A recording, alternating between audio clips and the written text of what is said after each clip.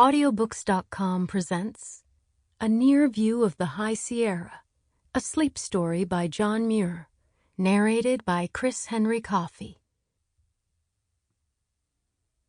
Early one bright morning in the middle of Indian summer, while the glacier meadows were still crisp with frost crystals, I set out from the foot of Mount Lyell, on my way down to Yosemite Valley, to replenish my exhausted store of bread and tea.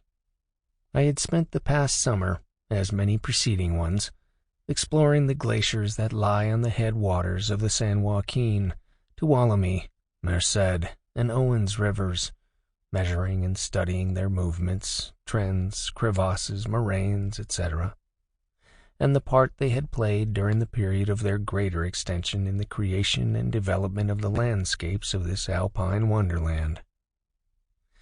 The time for this kind of work was nearly over for the year, and I began to look forward with delight to the approaching winter with its wondrous storms, when I would be warmly snowbound in my Yosemite cabin with plenty of bread and books.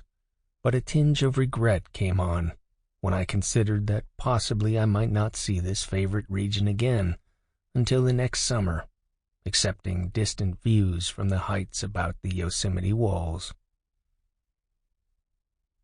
To artists, few portions of the High Sierra are, strictly speaking, picturesque. The whole massive uplift of the range is one great picture, not clearly divisible into smaller ones, differing much in this respect from the older and what may be called riper mountains of the Coast Range. All the landscapes of the Sierra, as we have seen, were born again, remodeled from base to summit by the developing ice floods of the last glacial winter. But all these new landscapes were not brought forth simultaneously. Some of the highest, where the ice lingered longest, are tens of centuries younger than those of the warmer regions below them. In general, the younger the mountain landscapes, younger, I mean, with reference to the time of their emergence from the ice of the glacial period, the less separable are they into artistic bits capable of being made into warm, sympathetic, lovable pictures with appreciable humanity in them.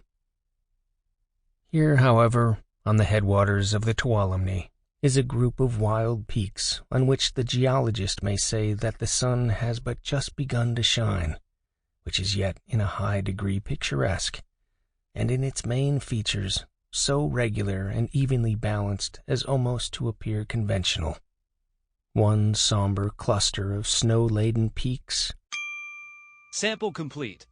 Ready to continue?